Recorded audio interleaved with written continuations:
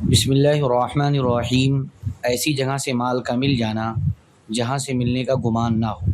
حضرت مقداد رضی اللہ عنہ کی بیوی حضرت ضباع بنت زبیر رضی اللہ عنہما فرماتی ہیں، لوگ 2 یا 3 دن کے بعد قضاء حاجت کے لیے جاتے تھے کیونکہ کھانے کو ملتا نہیں تھا، اور جو کھانے کو ملتا تھا وہ ایسا خشک ہوتا تھا کہ اونٹ کی طرح میگنی کیا کرتے تھے۔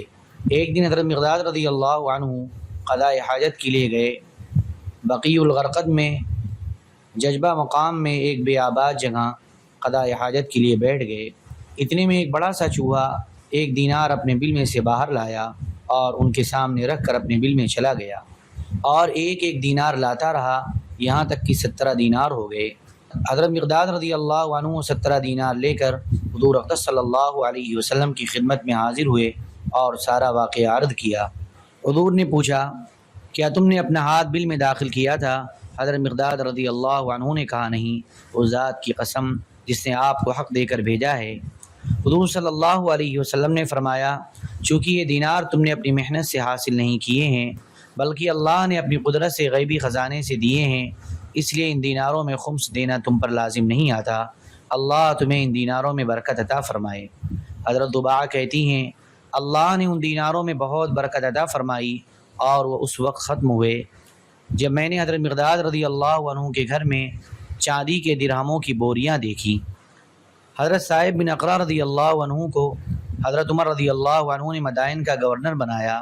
ایک مرتبہ وہ کسریٰ کے ایوان میں بیٹھے ہوئے تھے کہ ان کی نظر دیوار پر بنی ہوئی ایک تصویر پر پڑی جو اپنی انگلی سے ایک جگہ کی طرف اشارہ کر رہی تھی۔ حضرت صاحب رضی اللہ عنہ فرماتے ہیں، میرے دل میں یہ خیال آیا کہ یہ کسی خزانے کی طرف اشارہ کر رہی ہے، چنانچہ میں نے اس جگہ کو کھودا تو بہت بڑا خزانہ وہاں سے نکل آیا۔ میں نے خط لکھ کر حضرت عمر رضی اللہ عنہ کو خزانہ ملنے کی خبر دی اور یہ بھی لکھا کہ یہ خزانہ اللہ نے میری محنت سے مجھے دیا ہے، اس میں کسی مسلمان نے میری مدد نہیں کی، لہذا یہ خزانہ میرا ہونا چاہیے۔ حضرت عمر رضی اللہ عنہ نے جواب میں لکھا، بے شک یہ خزانہ ہے تو تمہارا، لیکن تم ہو مسلمانوں کے امیر، اس لیے اسے مسلمانوں میں تقسیم کر دو۔ حضرت شابی رحمۃ اللہ علیہ کہتے ہیں، مہرجان کی فتح میں حضرت صاحب رضی اللہ عنہ شریک ہوئے تھے۔ وہ ہرمزان کے محل میں داخل ہوئے تو انہیں پتھر اور چونے کی ہرنی نظر آئی جس نے اپنا ہاتھ آگے بڑھایا ہوا تھا۔ وہ کہنے لگے، میں اللہ کی قسم کھا کر کہتا ہوں کہ یہ کسی قیمتی خزانے کی طرف اشارہ کر رہی ہے۔ انہوں نے اس جگہ کو دیکھا تو انہیں وہاں ہرمزان کا خزانہ مل گیا جس میں بہت قیمتی جواہرات والی تھیلی بھی موجود تھی۔ حضرت عبد الرحمن بن یزید بن جابر رحمۃ اللہ علیہ کہتے ہیں، حضرت ابو امامہ رضی اللہ عنہ کی ایک مادی جو کہ پہلے عیسائی تھی، انہوں نے مجھے یہ واقعہ بیان کیا کہ حضرت ابو امامہ رضی اللہ عنہ کو دوسروں پر خرچ کرنا بہت پسند تھا اور وہ اس کے لیے مال جمع کیا کرتے تھے اور کسی سائل کو خالی ہاتھ واپس نہیں کرتے تھے، اور کچھ نہ ہوتا تو ایک پیاز یا ایک کھجور یا کھانے کی کوئی چیز دے دیتے۔ ایک دن ایک سائل ان کے پاس آیا، اس وقت ان کے پاس ان میں سے کوئی چیز موجود نہ تھی، صرف 3 دینار تھے۔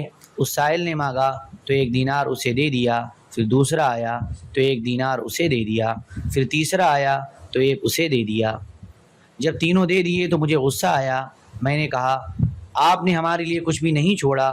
پھر وہ دوپہر کو آرام کرنے کے لیے لیٹ گئے۔ جب ظہر کی اذان ہوئی تو میں نے انہیں اٹھایا، وہ وضو کر کے اپنی مسجد چلے گئے۔ چونکہ ان کا روزہ تھا اس لیے مجھے ان پر ترس آ گیا اور میرا غصہ اتر گیا۔ پھر میں نے قرض لے کر ان کے لیے رات کا کھانا تیار کیا اور شام کو ان کے لیے چراغ بھی جلایا۔ پھر میں چراغ ٹھیک کرنے کے لیے ان کے بستر کے پاس گئی اور بستر اٹھایا تو اس کے نیچے سونے کے دینار رکھے ہوئے تھے۔ میں نے انہیں گنا تو پورے 300 تھے۔ میں نے کہا، چونکہ اتنے دینار رکھے ہوئے تھے اس وجہ سے انہوں نے 3 دینار کی سخاوت کی۔ پھر وہ عشاء کے بعد گھر واپس آئے تو دسترخوان اور چراغ دیکھ کر مسکرائے اور کہنے لگے، معلوم ہوتا ہے یہ سب کچھ اللہ کے یہاں سے آیا ہے، کیونکہ ان کا یہ خیال تھا کہ گھر میں کچھ بھی نہیں تھا، اس لیے نہ کھانا ہوگا اور نہ ہی چراغ۔ میں نے کھڑے ہو کر انہیں کھانا کھلایا۔ پھر میں نے کہا، اللہ آپ پر رحم فرمائے، آپ اتنے سارے دینار یوں ہی چھوڑ گئے جہاں سے ان کے گم ہونے کا خطرہ تھا، مجھے بتایا بھی نہیں کہ اٹھا کر رکھ لیتی۔ کہنے لگے، کون سے دینار؟ میں تو کچھ بھی نہیں چھوڑ کر گیا تھا۔ پھر میں نے بستر اٹھا کر انہیں وہ دینار دکھائے، دیکھ کر وہ بہت خوش ہوئے اور بہت حیران بھی ہوئے کہ اللہ نے اپنے غیبی خزانے سے عطا فرمائے ہیں یہ دیکھ کر میں بھی بہت متاثر ہوئی اور میں نے کھڑے ہو کر زنار کاٹ ڈالا۔ زنار اس دھاگے یا زنجیر کو کہتے ہیں جسے عیسائی کمر میں باندھتے تھے، اور مسلمان ہو گئی۔ حضرت ابن جابر کہتے ہیں میں نے اس باندھی کو حمص کی مسجد میں دیکھا کہ وہ عورتوں کو قرآن، فرائض اور سنتیں سکھا رہی تھی اور دین کی باتیں سمجھا رہی تھی۔ صحابہ کرام کے مال میں برکت۔ حضرت سلمان فارسی رضی اللہ عنہ غلام تھے، انہیں ان کے مالک نے مکاتب بنا دیا، یعنی یہ کہہ دیا کہ اتنا مال کما کر یا کسی اور طرح لا کر دے دو گے تو تم آزاد ہو جاؤ گے۔ وہ بدلے کتابت یعنی اتنا مال ادا نہ کر سکے اور اسی دوران وہ مسلمان ہو گئے۔ وہ لمبی حدیث میں اپنے اسلام لانے کا قصہ بیان کرتے ہیں اور فرماتے ہیں کہ مال کتابت میرے ذمے رہ گیا، پھر ایک کان سے حضور صلی اللہ علیہ وسلم کے پاس مرغی کے انڈے کے برابر سونا آیا۔ حضور صلی اللہ علیہ وسلم نے فرمایا اس فارسی مکاتب کا کیا ہوا؟ لوگوں نے مجھے بتایا کہ حضور تمہیں یاد کر رہے ہیں، تو میں آپ کی خدمت میں حاضر ہوا۔ آپ نے فرمایا اے سلمان یہ لے لو اور جتنا مال تمہارے ذمے ہے وہ اس سے ادا کر دو۔ میں نے عرض کیا یا رسول اللہ یہ تو تھوڑا سا ہے، میرے ذمے جتنا مال ہے وہ کیسے ادا ہو سکتا ہے؟ آپ صلی اللہ علیہ وسلم نے فرمایا یہ لے لو، اللہ تبارک و تعالیٰ اس سے سارا ادا کر دیں گے۔ میں نے وہ سونا لیا اور اپنے مالک کو تول تول کر دینے لگا۔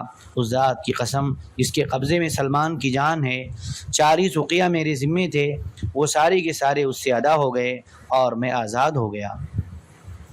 اور ایک روایت میں یہ ہے کہ حضرت سلمان رضی اللہ عنہ نے فرمایا جب میں نے کہا یا رسول اللہ یہ تو تھوڑا سا ہے، میرے ذمے جتنا مال ہے وہ اس سے کیسے ادا ہو سکتا ہے؟ حضور نے وہ سونا لے کر اپنی مبارک زبان پر الٹا پلٹا، پھر فرمایا یہ لے لو اور اس سے ان کا حق 40 عقیہ سارا ادا کر دو۔ حضرت عروہ بارقی رضی اللہ عنہ فرماتے ہیں حضور صلی اللہ علیہ وسلم کو ایک قافلہ ملا جو باہر سے سامان تجارت لے کر آیا تھا۔ حضور صلی اللہ علیہ وسلم نے مجھے 1 دینار دے کر فرمایا اس کی ہمارے لیے ایک بکری خرید لاؤ۔ میں نے جا کر 1 دینار کی 2 بکریاں خریدیں۔ پھر مجھے ایک آدمی ملا، میں نے اس کے ہاتھ 1 بکری 1 دینار میں بیچ دی، پھر 1 دینار اور 1 بکری لا کر حضور صلی اللہ علیہ وسلم کی خدمت میں پیش کر دی۔ حضور نے خوش ہو کر مجھے یہ دعا دی کہ اللہ تیرے ہاتھ کے سودے میں برکت عطا فرمائے۔ حضرت عروہ فرماتے ہیں کوفہ کے مشہور بازار کناسہ سے میں کاروبار کے لیے اٹھتا ہوں اور گھر جانے سے پہلے 40,000 نفع کما لیتا ہوں، یہ حضور کی دعا کی برکت ہے۔ حضرت سعید بن زید کی روایت میں یہ ہے کہ میں نے اپنے آپ کو دیکھا کہ کوفہ کے کناسہ بازار میں کھڑا ہوا اور گھر جانے سے پہلے 40 دینار نفع کما لیا۔ عبدالرزاق اور ابن ابی شیبہ کی روایت میں ہے کہ حضور صلی اللہ علیہ وسلم نے حضرت عروہ رضی اللہ عنہ کے لیے کاروبار میں برکت کی دعا دی، چنانچہ اگر وہ مٹی بھی خریدتے تو اس میں بھی انہیں نفع ہو جاتا۔ حضرت ابو عقیل رحمۃ اللہ علیہ کہتے ہیں مجھے میرے دادا حضرت عبداللہ بن ہشام رضی اللہ عنہ بازار لے کر جاتے اور غلہ خریدتے۔ حضرت ابن زبیر اور حضرت ابن عمر رضی اللہ عنہما کی میرے دادا سے ملاقات ہوتی تو دونوں میرے دادا سے فرماتے اپنے کاروبار میں ہمیں بھی شریک کر لیں، کیونکہ حضور صلی اللہ علیہ وسلم نے آپ کے لیے برکت کی دعا فرمائی ہے۔ میرے دادا انہیں شریک کر لیتے، چنانچہ انہیں اونٹنی جو کی تو ساری نفع میں مل جاتی جسے وہ گھر بھیج دیتے۔ اللهم صل على سيدنا وحبيبنا ومحبوبنا ومولانا محمد وبارك وسلم. سبحان ربك رب العزة عما يصفون وسلام على المرسلين والحمد لله رب العالمين.